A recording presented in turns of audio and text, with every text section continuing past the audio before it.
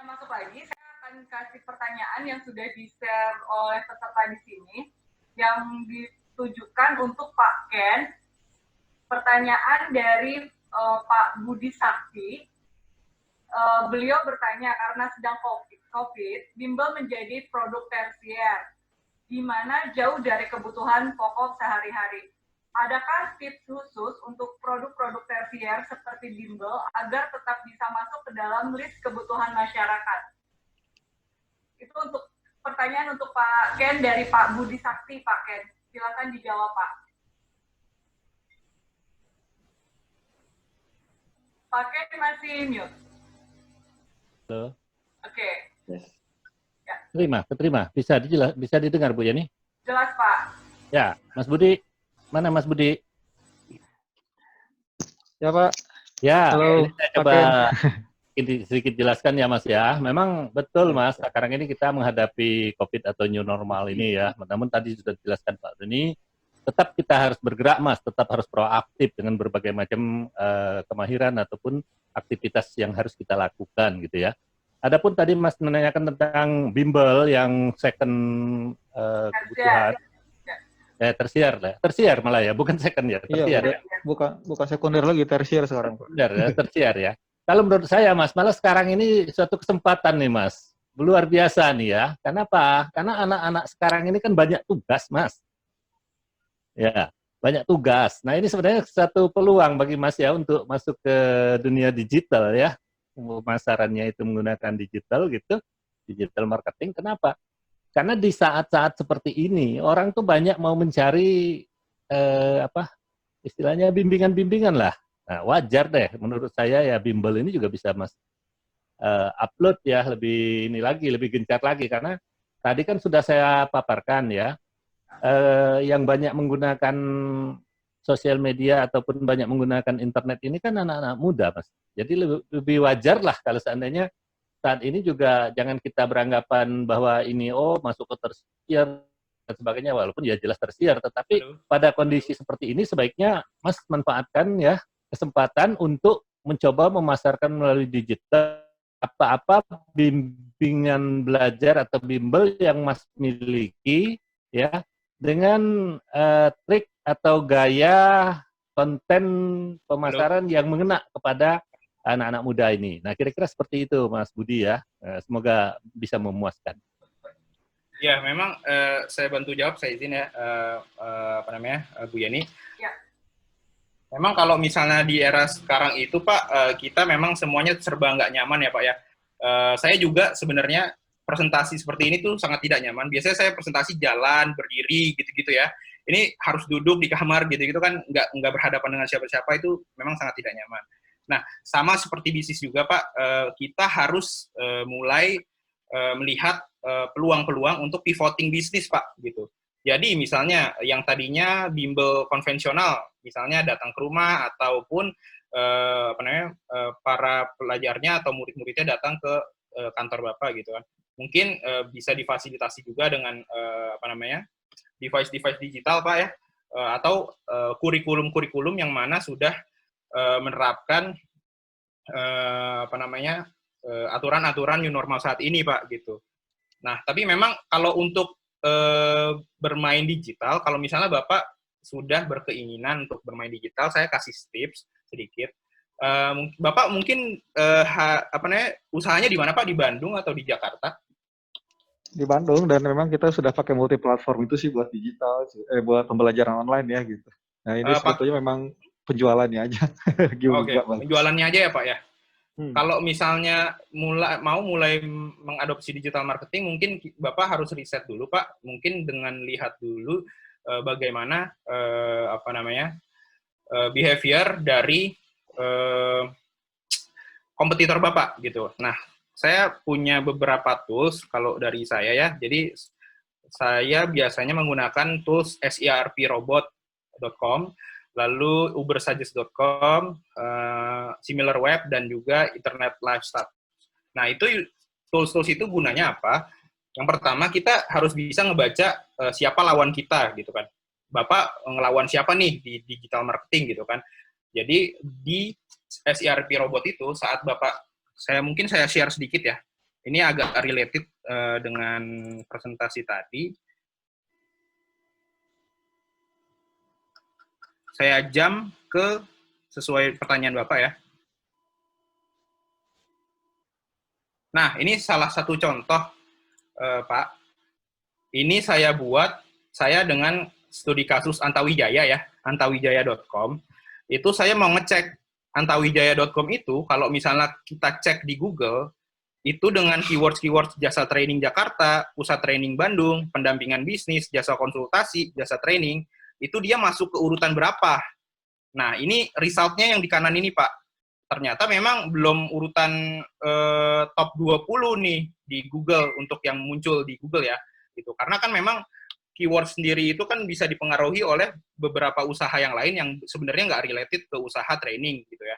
Cuman dia pakai keyword itu sehingga masuk, sehingga antawijaya.com ini terlempar ininya ya, urutannya di Google. Nah, saya selain itu saya ngecek Pak, oh siapa aja sih pemainnya. Nah, ini salah satunya nih Pak, transformia.co.id/jasa training. Nah, dari sini kan saya bisa tahu, oh ternyata urutan 1 kalau saya ketikin jasa training Jakarta dan saya online dari Bandung, itu akan langsung muncul transformia.co.id. Kenapa dia bisa seperti itu? Karena pertama dia pakai Google AdWords, dan yang kedua SEO-nya sudah sangat dimainkan sama dia. Nah, itu contohnya Pak, menggunakan SERP robot. Lalu yang kedua itu kita menggunakan Ubersuggest. Nah, Ubersuggest ini setelah kita dapat apa yang mau kita tuju, kita juga bisa ngelihat pesaing kita tuh menggunakan keywords apa aja sih. Nah, itu bisa kita search di sini, Ubersuggest. Kita masukkan transformia.co.id tadi ya, pesaingnya si Antawijaya misalnya ya. Nah, lalu di sini ada nih semuanya. Oh, mereka pakai keywords-nya misalnya jasa training, terus konsultasi, terus coaching dan lain-lain seperti itu. Nah, seperti ini nih. Konsultan HR, arti presence, program training, pelatihan karyawan. Nah, ini keywords yang digunakan oleh yang pesaing kita itu untuk bisa muncul sebagai hasil pencarian pertama di Google gitu. Itu mungkin kalau dari saya salah satu cara Pak untuk bisa meningkatkan leads atau juga sales ya Pak ya dari bisnis Bapak gitu. Karena memang tujuan dari digital marketing adalah hanya 3 Pak. Yang pertama traffic. Traffic itu bisa ke website, bisa juga ke application. Jadi misalnya jumlah download, jumlah user visit dan lain-lain. Terus yang kedua adalah leads. Leads itu adalah pengunjung-pengunjung yang sudah interest dengan produk atau service Bapak gitu kan. Jadi gimana caranya kita tahu dia udah interest? Mereka sudah sampai ke klik buy product atau klik add to cart gitu-gitu ya. Nah, itu tandanya itu sudah masuk leads, dan juga sampai ke sales. Artinya si pembeli tersebut sudah melakukan transfer, sudah melakukan settlement pembayaran dan lain-lain seperti itu. Mudah-mudahan menjawab ya Pak. Ya Mas, terima kasih banyak. Terima kasih Mas Randy. Dan pertanyaannya dari Mbak Sri Puspitasari. Halo Mbak Sri. Oke. Mbak Sri, pertanyaannya saya sampaikan. Izin bertanya katanya, apakah ada sampel kata atau kalimat yang dapat menarik perhatian customer saat kita membuat konten digital marketing dalam bisnis? Kayak tadi yang udah Mas Randy bilang, kayak misalnya kata-kata herbal, menyembuhkan, atau apa, itu kan sangat tidak disukai oleh search engine gitu kan. Iya, betul. Ini pertanyaan dari Mbak Sri, apa sih yang kira-kira bakalan bisa menarik, nggak ditolak oleh search engine gitu Mas Randy? Oke. Jawab. Ini suara Bu Sri ya, mungkin di mute dulu. Ya. Mungkin saya izin untuk jawab. Mungkin nanti Pak Ken dan Pak Doni kalau mau menambahkan silakan ya. Kalau dari saya ini berarti pertanyaannya mengenai copywriting ya, lebih ke copywriting. Bagaimana kita menyiapkan copywriting dari digital marketing atau iklan kita gitu kan ya. Nah, kalau ngomongin copywriting itu memang sebenarnya satu teknik yang berbeda, satu teknik tersendiri di luar masih bisa dimasukkan ke dalam digital marketing, cuman itu rata-rata udah ada apa namanya ilmunya sendiri gitu. Tapi kalau saya boleh saran, kalau copywriting itu sebenarnya nggak harus benar-benar kata-kata ya. Karena kan sekarang pertama bergantung kepada produk atau jasa apa yang akan dijual gitu kan ya. Misalnya kalau misalnya produk yang berkaitan dengan anak muda gitu kan, nah itu nggak harus menggunakan kata-kata sebenarnya, menggunakan gimmick-gimmick, menggunakan video atau foto saja, apa namanya, itu juga sudah bisa menarik. Cuman kalau berdasarkan pengalaman gitu ya, kalau yang general itu biasanya sih ya, kalau kata-kata itu atau copywriting itu, kalau ada embel-embel diskon, free ongkir, itu biasanya lebih apa ya, lebih masuk gitu, lebih banyak trafficnya ketimbang yang apa namanya kata-kata atau copywriting yang bersifat bercerita ya, story gitu kan, storytelling gitu. Itu kalau dari saya sih secara pengalaman gitu ya, karena saya juga jualan online kebetulan, saya jualan lilin aromaterapi gitu ya, jadi itu lebih ke sana gitu. Kalau satu lagi, kalau misalnya copywriting itu juga bisa dengan apa namanya bukti-bukti. Biasanya kan kita ada ya bukti-bukti dari produk apa namanya customer kita yang sudah menggunakan produk kita. Itu bukti-bukti itu bisa disertakan, bisa dalam bentuk video, bisa dalam bentuk foto, itu bisa disertakan juga. Contohnya itu teman saya, dia jualan minyak kasturi ya. Dia jualan minyak kasturi, dia menggunakan budget hanya 100.000 per hari atau 3 juta per bulan. Tapi dalam satu hari itu dia bisa laku 20 sampai 30 botol atau pieces gitu. Nah, kenapa bisa tahu itu datangnya dari digital marketing? Nah, ini menariknya. Kalau dari ads manager itu kita bisa tahu ini pembeli ini belinya itu karena apa? Karena melihat iklan kita kah? Atau karena dia kenal sama kita, atau karena apa, itu bisa ketahuan gitu, bisa kita track dia beli dari mana gitu kan. Nah itu, kalau misalnya dia track itu yang benar-benar revenue-nya yang datang dari apa namanya digital marketing. Kalau dia mainnya di GDN ya, graphic data network yang tadi, yang poster-poster gitu, nah itu sekitar 20 sampai 30 botol dalam sehari. Sedangkan dia hanya modalnya itu 100.000 ya satu hari. Jadi itu cuannya itu bisa dibilang luber-luber lah. Karena dia hanya gunain budget 100.000 gitu ya sehari, bisa mendatangkan 20 sampai 30 botol yang hanya dari digital marketing ya, belum yang dari offline-nya dan lain-lain gitu. Ya, saya tambahkan Bu Yeni. Silakan Pak Ken. Ya, Mbak Sri Puspitasari ya. Di samping apa yang sudah dijelaskan oleh Mas Randy tadi, itu betul sekali ya, masalah foto, pengalaman, dan sebagainya itu juga perlu kita sharekan gitu ya. Kalau menurut saya, ada juga hal yang bisa kita, kalau kita gunakan kata-kata ya, ini saya coba sharekan.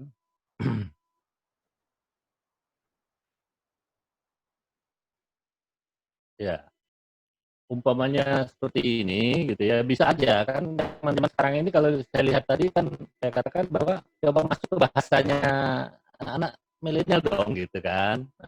Ini kalau menurut saya nih Mbak Sri ya, ini contoh ya, ini ada mau memasarkan spray seperti ini atau sarung bantal, kata-katanya ya gini nih kira-kira gitu.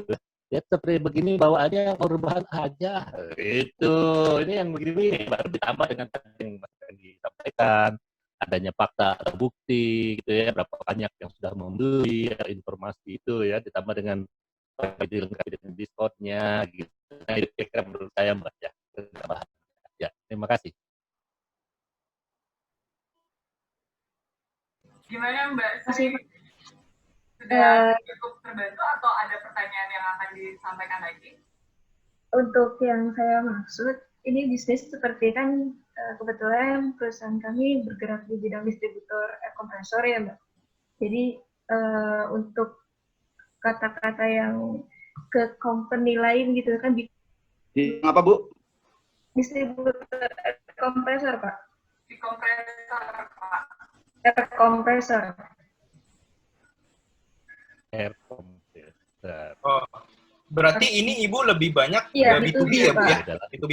Memang kalau misalnya B2B, ini kalau yang paket ID ya, Bu ya, saya share sedikit. Paket ID yang di background saya ini kan juga memang kita B2B ya. Itu apa namanya, produknya itu adalah software cuman produknya aja yang beda. Nah, kalau kita sama, kita guna apa namanya, Google Ads, Google AdWords, SEM, Search Engine Marketing.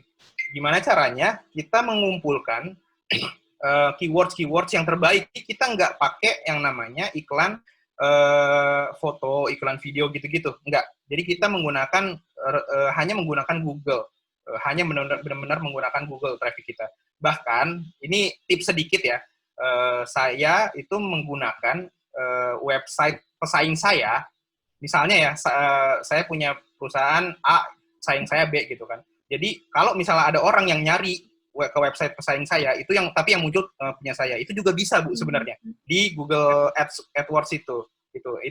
Itulah kekuatan dari keywords. Nah itu saya kalau untuk yang paket ID ini benar-benar saya menggunakan SEM Bu, Search Engine Marketing. Saya benar-benar menggunakan Google Ad Manager. Mungkin Ibu nanti bisa lebih pelajari lagi ya Bu ya. Jadi tidak harus menggunakan copywriting yang bagus Bu, tapi menggunakan keywords yang benar-benar efektif dan sesuai pada tempatnya. Misalnya, saya benar-benar mau menargetkan ini kepada owner bisnis atau manajer up lah ya di perusahaan-perusahaan logistik gitu ya. Nah itu nanti saya cek tuh, mereka biasanya perusahaan logistik, manajer-manajernya atau owner-ownernya itu biasanya buka apa sih, mereka hobinya apa sih, terus mereka kalau mau butuh sistem, butuh software, mereka ngetiknya apa sih di Google.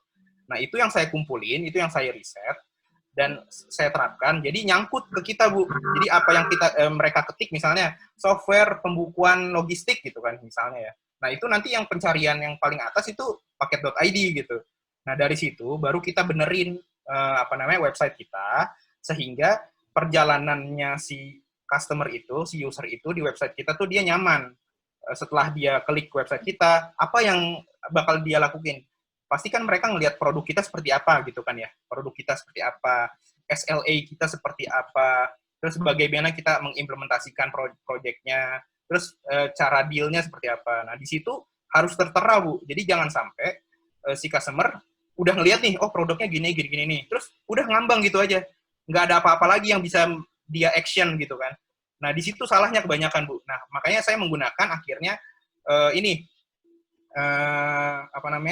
try to demo gitu ya. Get demo link gitu-gitu. Nah, itu saya gunain. Nah, jadi saat mereka klik demonya itu saya nggak akan mengharuskan mereka untuk mengisi biodata dan lain-lain yang bukan mereka. Tapi saya udah nangkep, oh, si orang ini, lokasinya di sini, emailnya ini, itu udah nyangkut, dia ada interest nih sama produk saya gitu. Tinggal nanti dari saya, sales saya Bu, sales B2B saya, yang menghubungi dia. Nah, kalau itu memang udah bukan ranah digital marketing, tapi sampai leads tadi Bu, sampai dia benar-benar request to demo itu diperankan oleh digital marketing. Gitu. Itu Bu, kurang lebih. Pak, terima kasih banyak Pak. Ya. Terima kasih banyak. Ini waktu kita 15 menit lagi, jadi saya akan habiskan lagi pertanyaan yang sudah di-drop. Ini pertanyaan untuk semua dari Junjun Rohadi. Izin bertanya, katanya, bagaimana cara menjaga jejaring agar tetap bertahan dan terus berkembang dalam situasi digital marketing di tengah wabah ini dan menuju era new normal? Mungkin tadi kan sudah sedikit membahas tentang new normal, Pak Doni. Mungkin Pak Doni bisa menjawab pertanyaan ini, Pak. Ya, Bu. Silakan, Pak Doni. Saya nggak mute ya. Terima kasih, Pak Junjun. Pak Junjun Rohadi, mana ya? Masih ada? Ada, Pak. Ya. Makasih, Pak Junjun Rohadi. Jadi, memang saya lebih ke behavior, karena kalau tadi Pak Ken dan Pak Randy itu sudah sangat, Pak Ken yang mengajar digital marketing, Randy-nya juga praktisi, udah luar biasa bagusnya. Walaupun saya juga sebenarnya dia justru yang meng-hire mereka kadang-kadang. Jadi saya juga di bidang digital sales dan data analytics. Cuman oleh karena itu saya untuk behavior saja, untuk behavior dalam kondisi new normal bagaimana supaya bisa bertahan dan terus berkembang kan dalam situasi pandemi ini, digital marketing kita gitu kan. Digital itu suatu keniscayaan Pak Junjun. Jadi kita memang harus siap ekstrimnya gitu. Biaya untuk online itu harus bisa melebihi biaya kayaknya begitu loh. Kalau dulu kan enggak ya, kita dari 100% gaji kita 50% misalnya untuk kebutuhan sehari-hari, terus lalu 20% untuk transportasi, baru yang lain-lain 30%-nya gitu. Sekarang katakanlah kebalik nih, transportasi di bawah telekomunikasi karena kita butuh digital, karena kita butuh social distancing dan sebagainya. Lalu yang untuk bagaimana kita tumbuh berkembang, oleh karena itu yang penting bagi kita adalah kestabilan mentalitas kita. Kalau saya mungkin apakah ini terkait atau tidak, karena paradigm saya adalah sebagai berikut Pak Junjun. Fisik kita itu sekarang terbatas kan gitu. Kita hadirkan dengan teknologi digital. Nah, teknologi digital itu yang berhubungan dengan orang lain. Nah, di dalam teknologi, di balik fisik itu tentunya ada mentalitas kan. Dan di dalam artinya arahnya juga tadi Philip Kotler juga ke spiritual, ke heart and spiritual. Oleh karena itu kita tetap harus bagaimana bisa berkembang. Nah, yang bisa dalam kendali kita adalah bagaimana kita punya kestabilan emosi dan kestabilan pikiran. Oleh karena itu kita perlu fokus, gitu kan? Setelah fokus nanti dengan sendirinya dengan fokusnya orang lain juga ini bernetwork. Saya fokus dengan bisnis saya fokus dengan kegiatan saya, itu bernetwork nanti dengan Pak Kennedy, Pak Randy gitu kan. Oleh karena itu saya ada kerjasama nih dengan paket ID dan sebagainya, dengan Randy juga, beliau juga ada kerjasama. Nah itu di dalam tadi makanya saya sampaikan juga, ini new normal ini akan panjang ini. Kita akan nggak balik lagi semula nggak balik lagi. Walaupun ini pandemik ini udah berakhir, itu tetap saja tidak bisa kayak kita matiin atau ngidupin lampu, Pak Junjun. Itu pasti aja kita ada khawatir-khawatir kita pergi. Kita khawatir-khawatir juga ketemu orang. Kita di dalam asymmetric information. Kita nggak tahu informasi siapa yang sehat, siapa yang sakit. Kita tidak tahu nanti ke depannya bagaimana. Kita nggak bisa menebak-nebak. Semua prediksi banyak yang salah begitu. Tetapi di kita sendiri harus tetap punya kestabilan emosi, sumber daya sehingga kita punya kecukupan kapasitas, kita tahu arah ketertarikan kita bagaimana, kepercayaan kita dan keyakinan supaya untuk punya value relation, dan itu nanti kita hanya bisa arah kesadaran kita yang kita arahkan. Diisi daripada digital marketing itu apa? Seperti tadi dari Bu Sri Puspita misalnya kan, bagaimana sih contoh-contohnya? Banyak sekali kita ngelihat-lihat, itu kan sebenarnya di balik slogan kata-kata misalnya di bidang logistik, connecting happiness, untuk Anda kami ada, dan sebagainya di bidang katakanlah di bidang Nike, just do it dan sebagainya. Itu apa yang menjadi prioritas daya tarik pikiran mereka sehingga bisa mengarahkan dan meningkatkan kematangannya, tumbuhnya. Kita value networking itu memang di zaman sekarang, di zaman new normal ini dan seterusnya, orang yang paling banyak yang kelihatannya lebih mudah.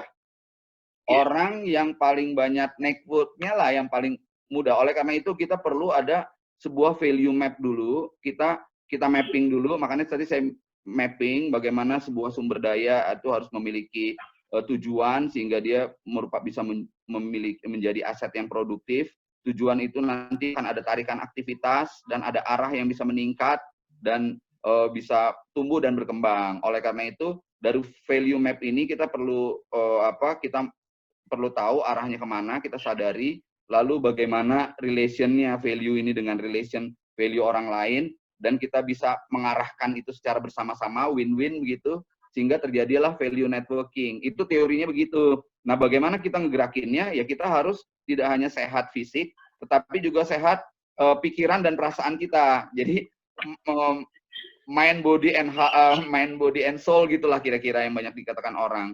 Nah itu apa yang membuat kita sukacita tertarik, jalankan, fokuskan. Tapi kita di balik itu kita perlu ada kesadaran waktu kehadiran sekarang itu kapasitas kita yang cukup itu untuk selalu tumbuh dan berkembang. Kita jangan terbawa reaktif, rasa sedih, rasa pesimis. Enggak, kan nggak ada apa-apa nih sekarang nih. Kita lagi bicara begini, tapi di balik ini kita kan masing-masing. Kita harus punya, kita nggak ada rasa apapun selain yang kita inginkan, gitu kan? Itu aja, itu yang jadi modal kita untuk tumbuh dan berkembang. Paling dari saya sedikit itu. Jadi untuk apa ya Pak Junjun, jadi untuk terus berkembang itu di new normal era ini tetap kita perlu adanya tarikan kapasitas, kecukupan kapasitas, kejelasan sasaran, juga arah kita yang jelas gitu. Dan terus-menerus itu kita menjadi latihan setiap hari. Paling dari saya itu mungkin bisa ditambahkan secara teknis untuk dengan Randy dan Pak Ken. Kira-kira itulah. Terima kasih Pak Doni. Ya Pak. Mudah-mudahan itu bisa sedikit mencerahkan ya Pak. Pak Junjun. Siap. Terima kasih. Ya. Oke. Sekarang ada lanjut lagi pertanyaan. Dan seperti ini pertanyaan ditujukan untuk Pak Ken karena Pak Ken membahas UMKM ya Pak ya.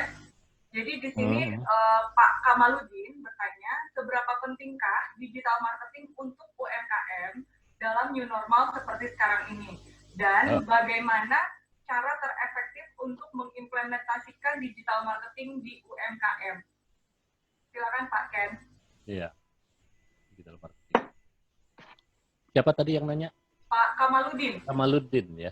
Mana Pak Kamaludin? Pak Kamaludin masih ada di sini sih Pak. Halo Pak Kamaludin. Selamat siang Pak. Iya, selamat sore. Selamat siang. Pak Ken akan mencoba menjawab pertanyaan. Baik ya. Sekarang ini kalau menurut saya ya, kesempatan juga bagi kawan-kawan UMKM ya di masa COVID ataupun new normal PSBB seperti ini juga untuk bergerak ke arah digital ya. Kenapa demikian? Karena memang coba saya share sedikit ya ini tentang kaitan dengan tadi yang disampaikan Pak Doni juga gitu ya. Sebenarnya ya sesungguhnya gitu ya, tanpa COVID pun sebenarnya kita itu sudah seharusnya melakukan perubahan perilaku, perubahan kebiasaan baru, perubahan mental gitu ya. Memang sudah seharusnya gitu. Dan ini kalau saya menganggap ya COVID ini Pak Kamaludin ya, ini sebagai suatu ujian atau cambukan juga untuk kita supaya kita bisa lari lebih kencang gitu. Selama ini kan UMKM mungkin masih ya slow-slow aja gitu ya. Saat ini kan harus lari gitu, harus lari kenceng gitu ya. Dan rubah kalau selama ini UMKM serba fisik gitu ya, dalam hal selling atau penjualannya, sekarang coba diarahkan ke digital marketing, ya mulailah dari yang ringan-ringan dulu lah. Kalau kata Mas Randy tadi kan yang ringan-ringan juga nggak apa-apa kok, ya apa yang bisa kita lakukan saat ini ya kita lakukan. Yang penting kita positive thinking, apalagi ke depannya ini ya, revolusi industri itu akan sangat luar biasa sekali gitu ya. Makanya sebelum revolusi industri ini betul-betul merambah di dunia seperti di Indonesia ini ya kita udah siap-siap dulu. Kawan-kawan UMKM ya siapkan. Umpamanya sekarang kan sudah bisa dengan yang ringan dulu, umpamanya pakai WA gitu kan. Ini kan sudah mulai bergerak ya. Di samping itu ya cobalah umpamanya ya mulai-mulai dah dengan kalau bisa bikin web ya di web gitu ya. Supaya SEO-nya atau searching engine optimization ataupun searching engine marketingnya itu bisa bermanfaat gitu kan. Kalau memang belum mampu untuk ke web ya UMKM itu kan banyak juga ya. Ini pengalaman saya ya. Saya dulu tuh memulai digital marketing itu kan dengan blog gratisan.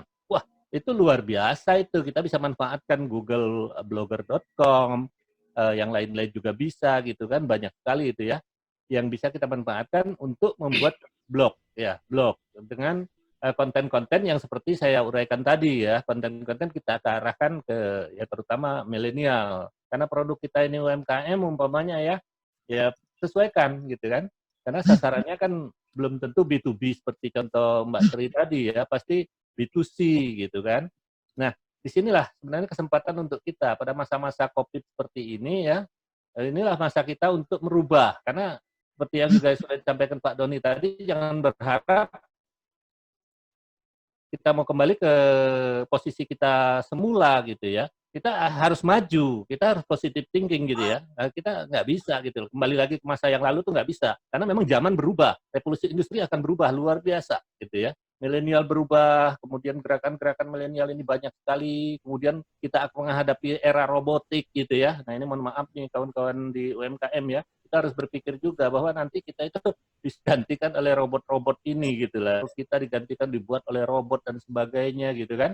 Apalagi nanti akan terjadi penggunaan artificial intelligence dan sebagainya. Nah ini UMKM harus berpikir ke arah situ. Mohon maaf ini bukan saya tapi maksud saya ini menginspirasi ya kawan-kawan di UMKM. Itu jangan cuma berpikir istilahnya oh kami kecil dan sebagainya. Tidak ya.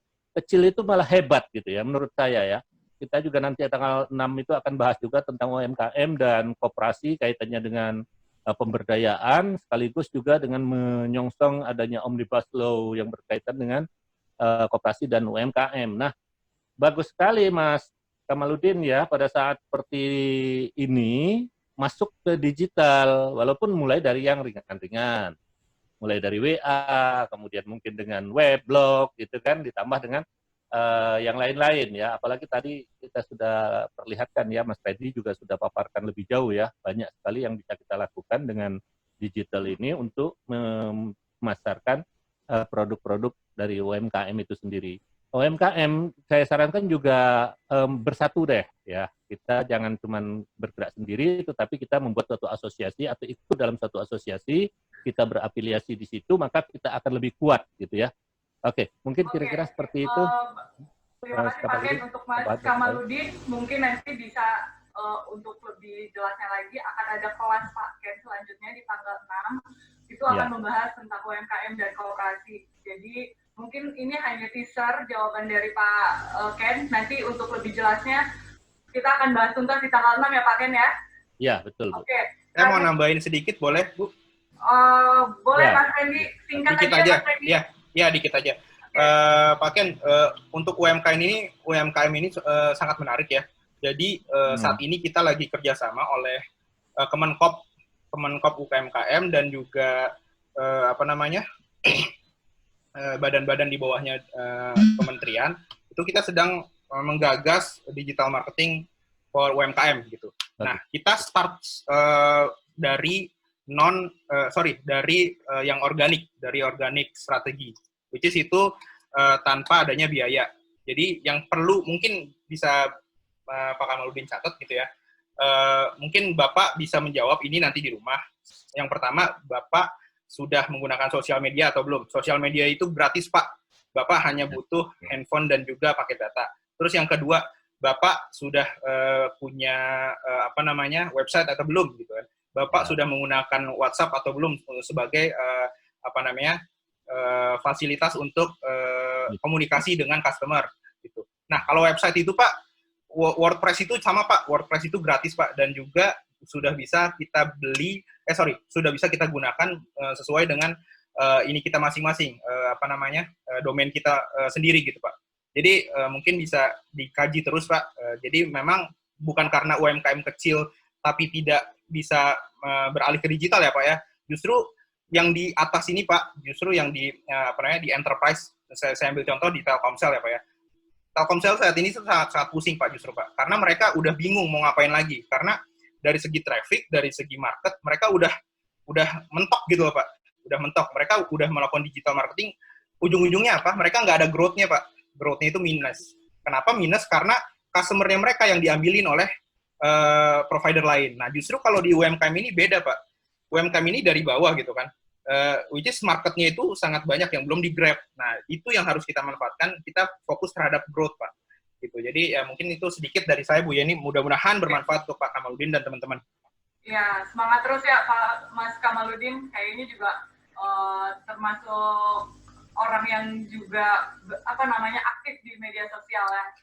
Oke, ini ada pertanyaan dari Pak Wage Raka Pratama. Mungkin ini sebetulnya pertanyaannya untuk Pak Doni pertanyaannya, tapi mungkin nanti yang lain bisa menambahkan. Pak Wage bertanya, bagaimana agar relasi yang telah kita punya bisa benar-benar membeli produk kita? Misalnya gini, Pak Wage menawarkan satu produk, tapi nggak cuma nanya-nanya aja gitu, tapi bisa langsung closing, bisa langsung jadi beli. Mungkin ada saran dari Pak Doni, Pak Ken, dan Mas Randy, gimana caranya biar langsung closing? Ya, terima kasih Pak Wage pertanyaannya. Saya karena waktunya saya singkat aja. Jadi nanti bisa, siapa tahu bisa ditambah dengan Pak Ken dan Randy. Jadi dengan existing customer kita, saya juga tentunya berhadapan dengan itu. Tentunya tetap saya apalagi dalam kondisi seperti ini, orang sangat berhati-hati untuk memutuskan membeli, tentu saja pasti. Jadi arahnya juga harus benar-benar yang merupakan pilihan dia. Kita harus ada kedekatan dengan customer kita.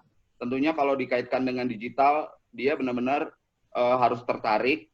Dia benar-benar memiliki kepercayaan dengan produk kita dan kebutuhan, dan tentu saja karena untuk bisa benar-benar membeli, sifatnya benar-benar win-win dalam pengertian produk kita dengan kualitas yang diinginkan tuh match dengan dia gitu. Jadi dari sudut arah itu pas, jangan kita menawarkan sesuatu yang kelihatannya membuat dia sulit, entah itu dalam keputusan membelinya, dalam urusan prioritas kebutuhannya, dan seperti itu. Dan tentu saja memang ini diawali dengan digital. Jadi kita sama sekali jauh dari kata-kata seperti memaksa, seperti hal-hal yang kelihatannya menang sendiri, begitu, tidak. Tapi benar-benar ini harus ada suatu kerjasama, keeratan, kedekatan, rapport yang tadi saya katakan, untuk produk yang kita tawarkan dengan kebutuhan dia itu match.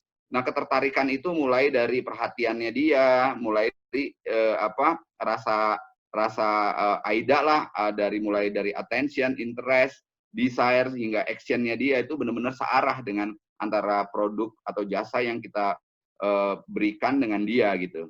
Dan itu maintenance existing customer itu sangat penting pada saat ini, karena itu merupakan network kita yang sangat berharga saat ini. Kira-kira seperti itu. Mungkin ada tambahan dari Randy atau Pak Ken. Ya, saya tambahkan dikit Mbak Yani ya, untuk kita cuma punya waktu sedikit lagi Pak Ken. Oke, sebentar aja. Intinya kalau menurut saya follow up ya. Jadi dari sekian banyak network yang kita punya, ya kata saya tadi juga kan, kita itu selama ini seringkali ya, kalau penting baru menghubungi orang atau database itu gitu. Nah, mulai sekarang coba rubah kebiasaan kita ya. Jangan pada saat penting aja baru kita menghubungi ya. Artinya database yang ada ini coba di follow up terus gitu ya. Networking yang ada itu juga tetap harus dibina. Kemudian juga kalau selama ini kita juga bisa secara fisik langsung menawarkan, dan untuk closing itu kita bisa langsung dengan face to face ya. Sekarang ini dengan follow up inilah yang paling cocok gitu ya. Jadi dilakukan selalu follow up terus gitu kan. Apalagi kalau sudah sampai ke ada stress, kata Pak Doni atau Mas Randy tadi, ya itulah menjadi sorotan kita. Ada kemungkinan, pengalaman saya juga seperti itu ya, orang yang sudah interest pun akhir-akhirnya mungkin karena dia merasa itu ada kepentingan lain ya, apalagi sekarang ini kan kepentingannya mungkin makan ya, bertahan hidup gitu ya, akhirnya nggak jadi beli gitu, walaupun ya kata Pak Doni itu dia sudah ada rencana win-win gitu kan, dia untung saya untung gitu kan, dia bermanfaat saya pun bermanfaat gitu kan. Tapi ternyata nggak jadi gitu ya dalam closing gitu ya. Nggak apa-apa, itu memanglah kendalanya seperti yang kita hadapi saat ini ya seperti itu gitu. Nggak apa-apa, tetapi ya kita tetap menjalin hubungan baik dengan mereka. Jangan sampai umpamanya gara-gara tidak jadi beli itu kita lantas ya emosi dan sebagainya. Tidak, kita harus selalu tetap positif ya. Kita tetap positif, ucapkan terima kasih, mungkin di lain kesempatan gitu. Terima kasih. Ya, kira-kira tambahan seperti itu, Mbak. Oke, terima kasih. Mungkin pertanyaan dari Mas Wage tadi merupakan pertanyaan terakhir, dan untuk pertanyaan yang tidak sempat terjawab nanti akan disampaikan kepada pemateri dan akan dijawab secara offline, karena juga waktu kita sudah sangat mepet. Oke, jadi sebelum semuanya ditutup, saya coba tarik kesimpulan sedikit. Digital marketing merupakan strategi yang wajib diterapkan di setiap bisnis yang ingin bertahan di tengah dinamisnya perkembangan teknologi saat ini ya. Karena konsumen selalu mencari informasi di internet sebelum memutuskan untuk membeli produk. Kemudian digital marketing juga dinilai lebih hemat biaya dan pengukuran keberhasilan digital marketing lebih lengkap dan akurat. Terakhir, dapat membantu bisnis yang mengikuti new normal pada saat seperti ini. Oke, itu terakhir dari saya. Saat lagi sebelum diakhiri semuanya buka videonya karena saya akan mengambil foto dan saya bisa izin juga untuk Bapak Ibu semua. Jadi pada hitungan ketiga berikan senyuman termanis Bapak Ibu sekalian. Nanti akan dimasukkan ke dalam channel YouTube Antarijaya. 1.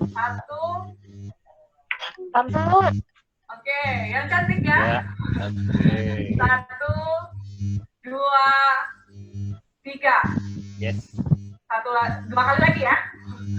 1, 2, 3. Sip. Oke, Pak Giri Tupakan belum kelihatan tuh mukanya. Pak Giri ya. Oke, sekali lagi. 1, 2, 3. Yes. Oke, terima kasih untuk semuanya, terima kasih untuk kita semua dan salam sukses untuk semuanya. Mudah-mudahan kita semua selalu diberikan kesehatan dan mudah-mudahan juga kita semua bisa gabung lagi di kelas Antarijaya yang lain. Tanggal 6. Iya, jangan lupa tanggal 6. Tadi Pak Siswoyo juga mau hadir di acara tanggal 6, Pak.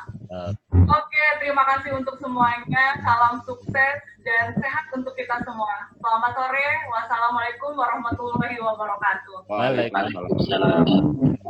Terima kasih Bu Yeni, Pak Aini. Sama-sama. Mana Ari Kurniawan tadi mana? Pak Rendi, makasih Pak Rendi. Sama-sama. Terima kasih Bu Yeni.